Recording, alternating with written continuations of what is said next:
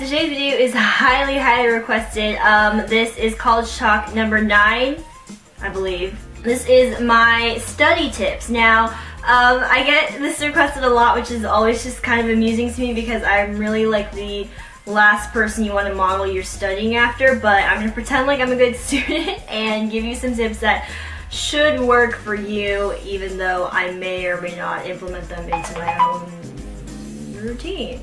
So today I'm going to be just going through a list. I did jot some notes down and just some basic stuff that I kind of want to keep myself organized and all that. So obviously this is more based towards college, but I feel like But I feel like high school students can use some of the stuff as well, but keep that in mind. A lot of this is more college based. As I say at the beginning of every college talk, my college experience is not going to be the same as yours. You cannot expect yours to be just like mine, but these are just my thoughts and opinions from my personal experiences. A lot of you have been asking me where I go to school, and again, I'm going to say it, please just don't ask because I'm not going to tell you. It's just a personal safety and privacy thing that I just like to keep to myself, and I hope you guys don't mind that. So without further ado, let's get started. Alright, this is just a really basic one, but if your professors or TAs offer study guides or study sessions, do them and go to them. There's no possible bad thing about going or doing them. No matter what, even if it's like a really lame study session and maybe you didn't learn anything new or even get any answers, any sort of review from whoever is going to be grading your test is good because at least you know what to expect and what kind of answers that they'll be looking for. So go to the study sessions, go or do your study guides if they post them for you or give them out or however they do that. But that's just a no-brainer, and I think some people are too lazy to either go or to do them because I live off campus and I don't want to go on campus just for a study session that's like 45 minutes or something, but it helps. It really does. So just do it. So next I'm going to go into textbook material, how I kind of attack the textbook. So mostly I outline. I find that to be very effective for me. The first time I outline, usually it's a little bit more detailed than it needs to be. A lot of people just like to do really sparse outlines, like just the basic topics, but you never know what kind of professor you're going to have. Some professors are going to test on stuff that is really annoying and you probably didn't think you needed to know, so it's kind of better to do more than less, which nobody wants to do that, but it will help you. So start out with more information, and then once you get closer to the exam, whether it's a midterm or a final or even just a quiz, start to narrow that down or like condense stuff so you don't have to know as many specifics, because as you're reading through your notes or your outline or however you did it, that stuff will start to be more absorbed. You can kind of start to compile your notes into a smaller amount of information, if that makes sense. So the way that I outline that is most effective for me is I use like different colored pens. Now that sounds really lame, like colored pens like that's it, but honestly using different colors, like it triggers your it triggers certain memories and certain information if you associate a certain color with a certain section of the textbook. So like for my science class, like let's say this subject was about brain waves. I just made that up. I'm going to do the brainwaves section in purple pen, and that will help you remember that bit more. If you're like on the test, it's like brainwaves, purple pen, purple information. I think if you're a visual learner, that'll help a lot. Even if you're not, just clumping things together, even by color, it can be very effective. If you're colorblind, I'm very sorry because I don't know how to help you.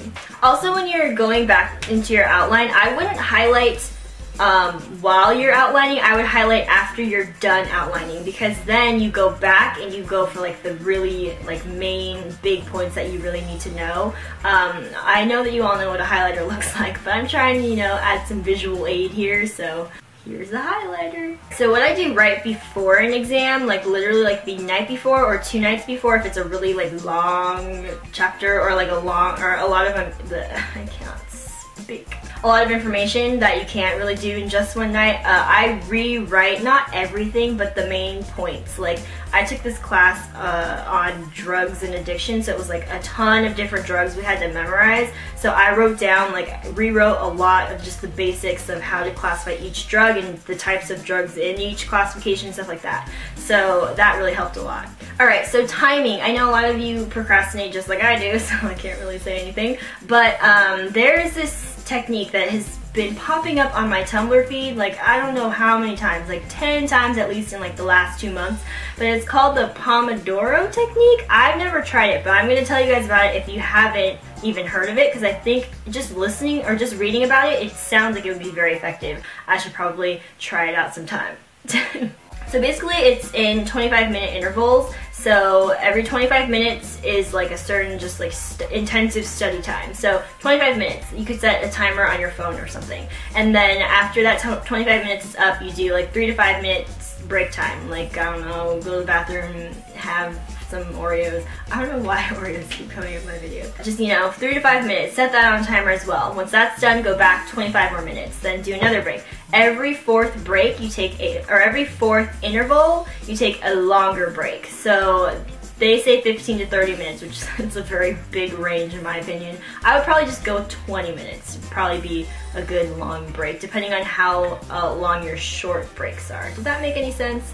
I might have to type this out in the description box. Your mind works a lot better if you don't study literally like for a full hour at a time, because your brain can only absorb so much information. So I would do shorter intervals. I've never tried this specific technique, but I've said before that I have written out a schedule.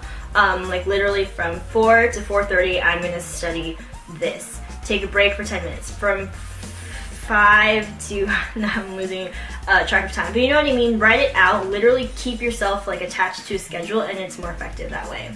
One thing that I don't know if this is as effective for boys as it is for girls, but girls really like to get like cute, exciting school supplies. I don't know if guys like to do this, but I do. I think it makes things more interesting, whether it's like colorful pens or just like new things that have like designs on them and stuff. So this is going to be really kind of lame, but whatever, I'm going to show you anyway. These are 2 of the notebooks that I got for my last year of college, because I'm super mature.